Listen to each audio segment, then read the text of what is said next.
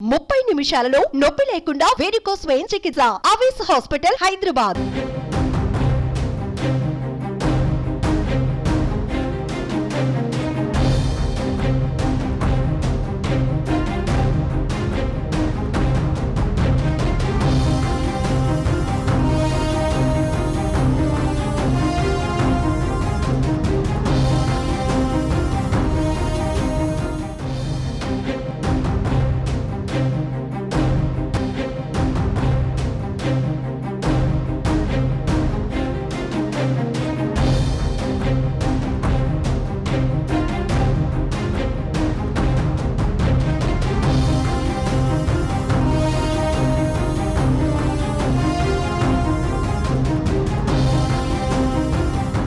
సంచలనం సృష్టించిన liquor scam కేసులో మరో కీలక పరిణామం చోటు చేసుకుంది.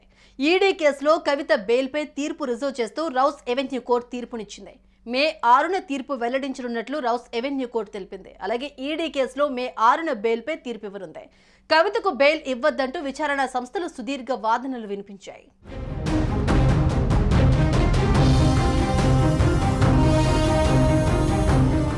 ఢిల్లీ లిక్కర్ స్కామ్ ఈడీ కేసులో బీఆర్ఎస్ ఎమ్మెల్సీ కవిత బెయిల్ పిటిషన్పై తీర్పును Delhi Rouse Avenue court reserve చేసింది. బెయిల్పై మే 6న తీర్పు ఇవ్వనుంది. దీంతో ఆమె మరిన్ని రోజులు తీహార్ జైల్లోనే ఉండాల్సిన పరిస్థితి ఏర్పడింది.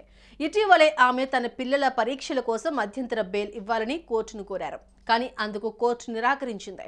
తాజాగా రెగ్యులర్ బెయిల్పై ధర్మాసనం విచారించింది. దీనిపై తీర్పు మే 7న వెలువరించనుంది.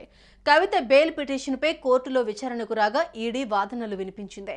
సెక్షన్ 19 కింద కవితను చట్టబద్ధంగా అరెస్టు చేశామని, అక్రమంగా అరెస్టు చేశారనే దానిలో పసలేదని ఈడీ పేర్కొంది. అలాగే కేసుకు సంబంధించి మరికొన్ని వివరాలను ఈడీ తరపున న్యాయవాది కోర్టు ముందుంచారు. దాదాపు 2 గంటల పాటు ఈడీ తరపున న్యాయవాదులు సుదీర్ఘ వాదనలు వినిపించారు. అనంతరం తీర్పును స్పెషల్ కోర్టు రిజర్వ్ చేస్తుంది. ఏప్రిల్ 26లోగా కవిత తరపు న్యాయవాది రిజైండర్ దాఖలు చేయనున్నారు.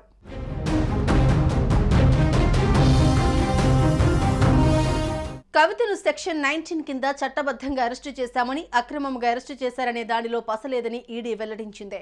ఈ కేసులో క్విడ్ ప్రోకో జరిగిందన్నారు.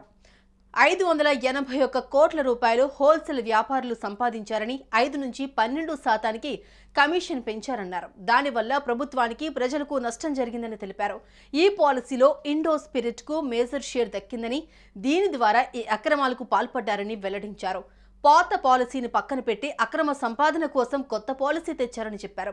విజయ్ నాయర్, మనీష్ సిసోడియా ద్వారా బుచ్చిబాబు, అరుణ్ పిళ్ళై కథ నడిపారన్నారు.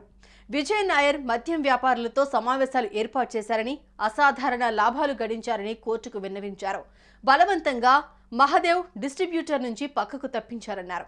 ఈ కేసులో మనీష్ సిసోడియా, కేజ్రీవాల్ కు బెయిల్ దక్కలేదని కోర్టుకు తెలిపారు. ఇక ఈడీ వాదనలపై రిజైండర్ ను ఏప్రిల్ 26లోగా లిఖితపూర్వకంగా దాఖలు చేస్తామని కోర్టుకు తెలిపారు కవిత న్యాయవాదులు.